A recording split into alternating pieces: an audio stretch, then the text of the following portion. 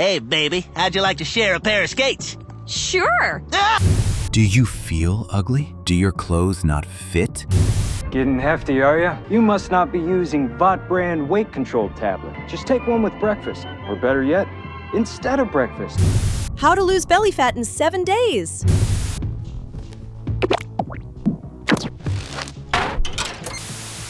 Fat loss is actually pretty simple, but it's also a very lucrative business, which is why there's a lot of misinformation about it. Losing excess weight can single-handedly improve your attractiveness by a lot. So let's begin.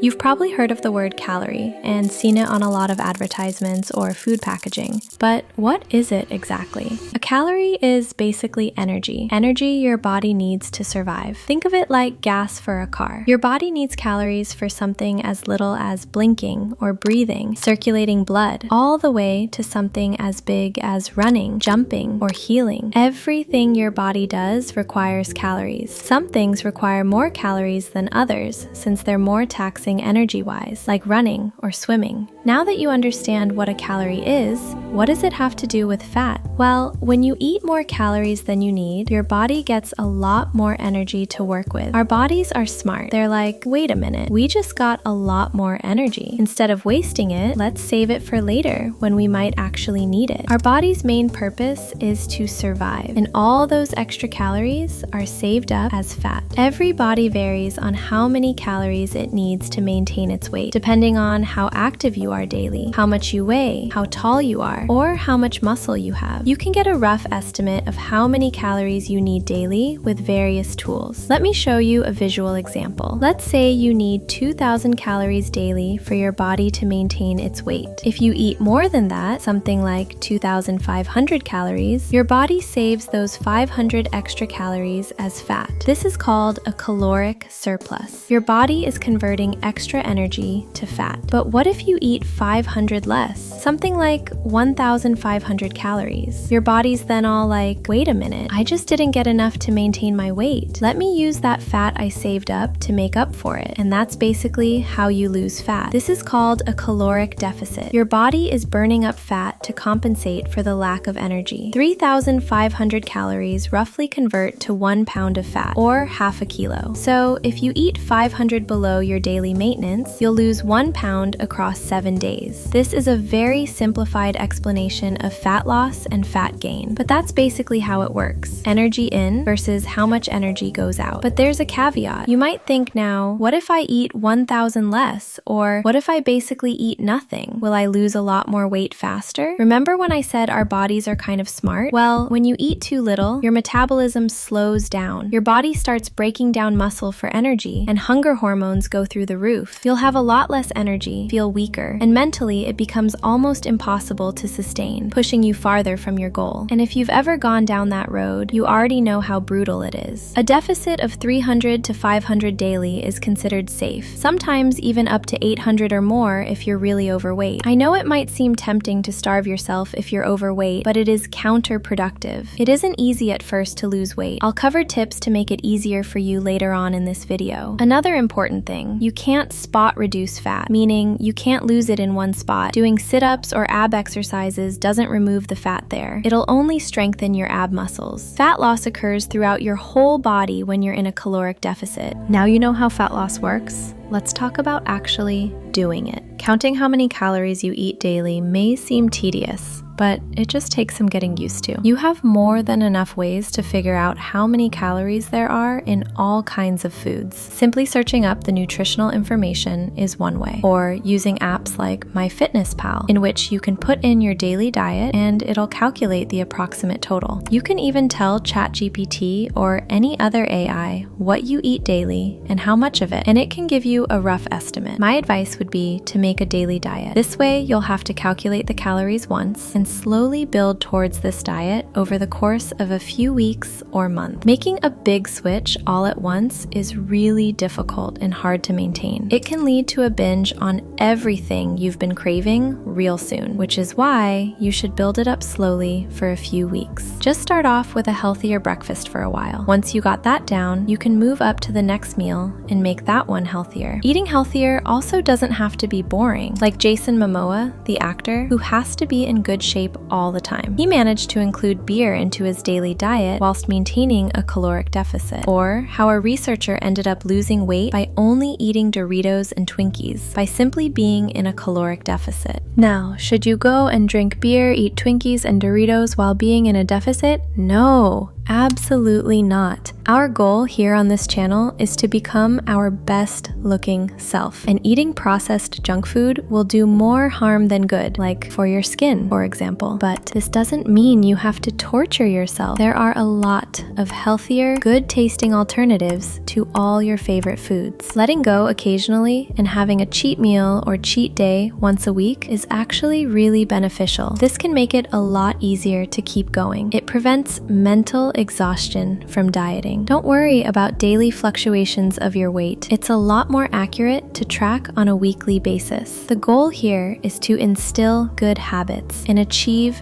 true weight loss, instead of fast weight loss by starvation and rebounding back to where you started. Making it easier, doable, and fun is the way to go here. Exercise helps too, not because it burns a dramatic amount of calories on its own, but because it widens your deficit without having to eat less, and it preserves the muscle you'd otherwise lose while dieting. Here are some practical tips to actually make this work. First, drink coffee. It naturally suppresses appetite, keeps your energy up, and has almost no calories. Black coffee specifically. Second, space out your meals. Instead of 3 big meals, eat smaller portions more frequently throughout the day. This keeps hunger from building up and leading to overeating. Third, prioritize protein. Out of all the things you eat, protein keeps you full the longest. Build your meals around these and you'll naturally eat less overall. Fourth, use 0-calorie alternatives. 0 soda, sugar-free syrups, low-calorie sauces. These exist specifically to make dieting less miserable. Use them. Get these habits down and the results will follow. And one slightly unhinged tip. Build a folder. Screenshots, videos, role models, whatever reminds you why you started. Pull it up when motivation dips. It sounds simple, but it works. Fat loss is one of the highest leverage things you can do for your appearance, because carrying excess fat genuinely masks your bone structure, your jawline, your cheekbones, features that are already there waiting to be revealed. The transformation isn't just physical either. The discipline you build doing this bleeds